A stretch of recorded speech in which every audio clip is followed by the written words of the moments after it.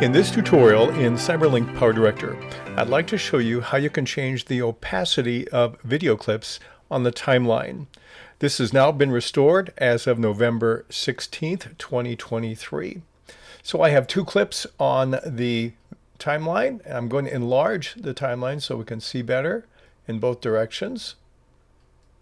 And what you notice is there's a little white line right above the picture, right below the title. If I drag it up and down, it will change the opacity of the clip.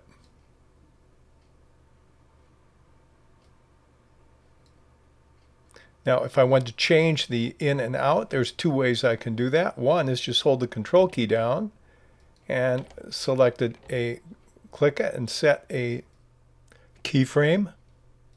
And then I'll drag this down and I'll hold control and click over here and drag this one down too. And now when I play this clip, I should get a fade in and fade out.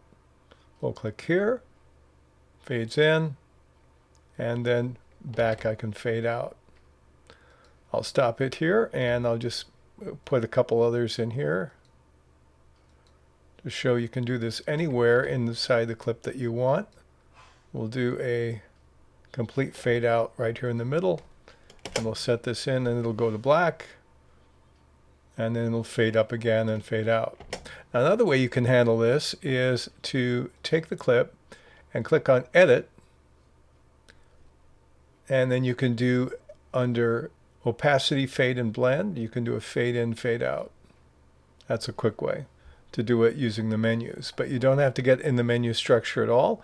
You can use this option that we've just showed you in the revised update of Powerdirector 365.